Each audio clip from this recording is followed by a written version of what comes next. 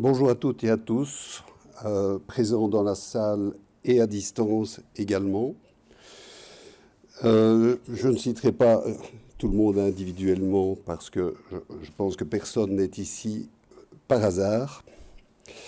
Je remercie d'abord pour son allocution d'ouverture pour la mairie de Nice, Maître Lazare, qui est une élue locale et une avocate, qui a une participation importante dans les procès de pour représenter les victimes d'actes de terrorisme.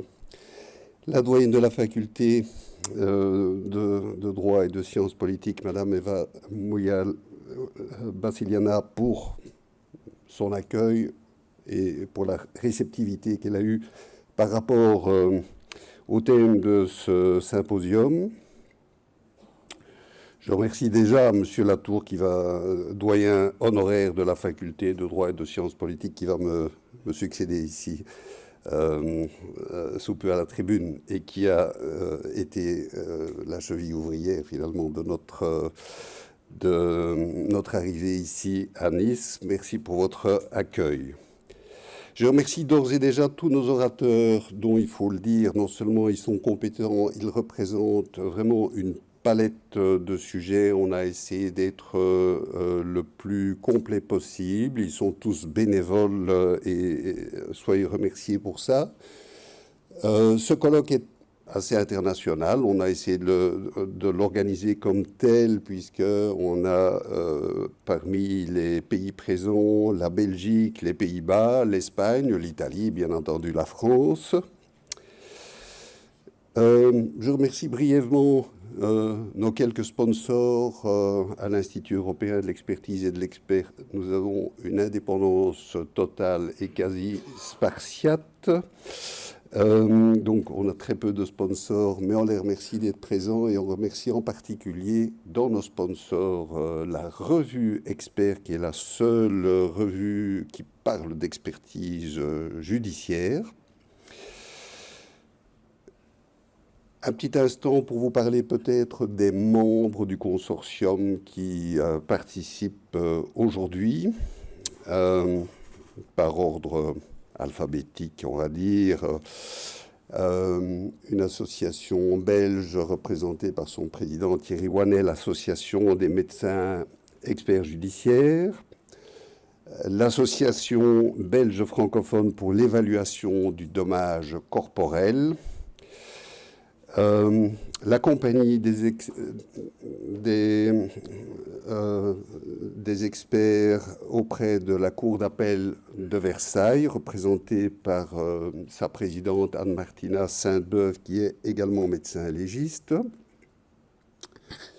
le Collège national des experts judiciaires, représenté par Thierry Wannet et par son ancien président également, Yves Adriaansens, tous deux médecins.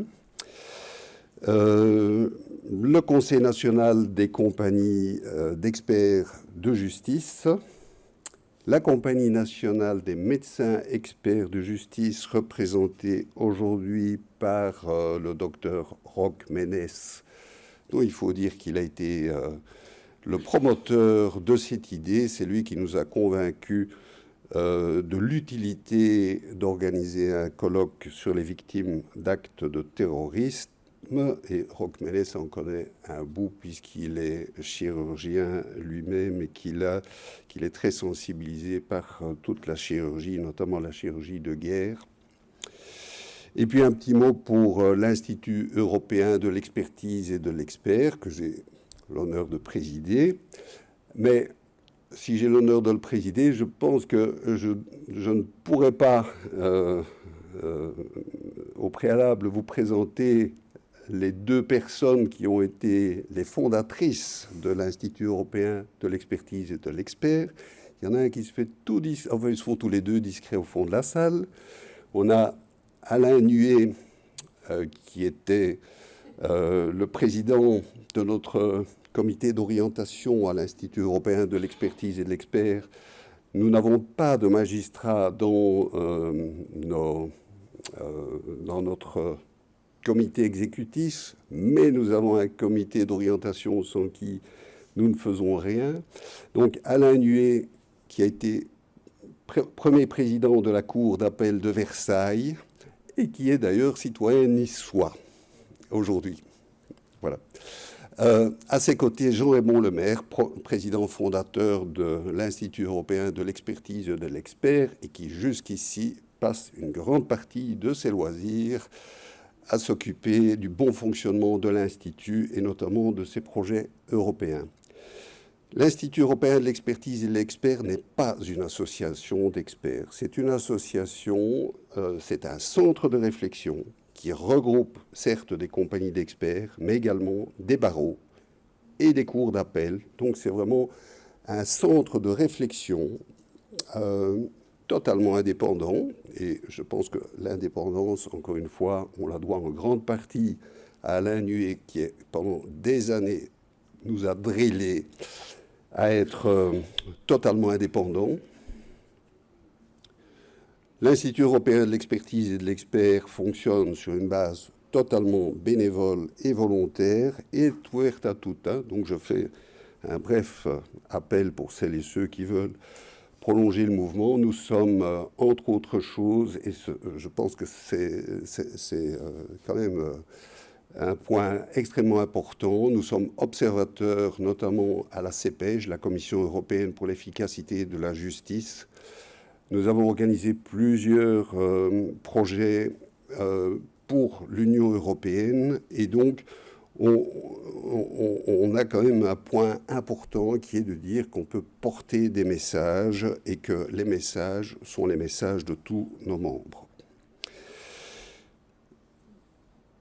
Voilà. Comme on est un centre de réflexion, nos orateurs peuvent s'exprimer en toute liberté. Nous essayons, là où c'est possible, de créer le consensus sur un certain nombre de questions. Mais lorsqu'il n'y a pas de consensus, il est aussi important que ça se sache. Et donc, il est vraiment important que nos orateurs puissent s'exprimer librement.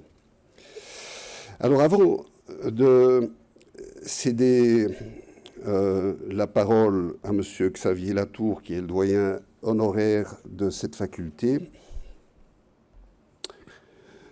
ce colloque est réalisé avant tout pour les victimes d'actes de terrorisme et je vous propose que nous prenions un petit moment de recueillement et de respect avant de poursuivre en tenant 1 minute de silence pour toutes les victimes d'actes de terrorisme.